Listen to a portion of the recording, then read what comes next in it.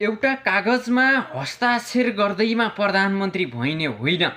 प्रसङ्ग काठमाडौँ महानगरपालिकाका मेयर बालेन्द्र शाह बालेन र राष्ट्रिय स्वतन्त्र पार्टीका सभापति रवि लामिछानेबीच।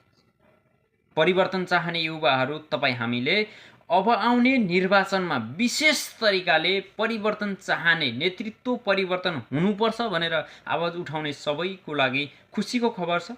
राष्ट्रिय स्वतन्त्र पार्टीका सभापति रवि लामिछानेले अब आउने निर्वाचनमा प्रधानमन्त्रीको उम्मेदवारमा काठमाडौँ महानगरपालिकाका मेयर बालेन्द्र शाहलाई अगाडि बढाउने कुरामा हस्ताक्षर भइसकेपछि यदि तपाईँको विचारमा नेतृत्व परिवर्तन पनि आश छ भने अब आउने निर्वाचनमा पक्कै पनि नेतृत्व परिवर्तन हुनुपर्छ भन्ने तपाईँको भावना र विचार छ भने अब आउने निर्वाचनमा भोट चाहिँ घन्टीलाई दिनुपर्ने। राष्ट्रिय स्वतन्त्र पार्टी सभापति लामिछाने र काठमाडौँ महानगरपालिकाका मेयर बालेन्द्र शाह बीचको सहमतिले सफलता पाओस्, शुभकामना छ।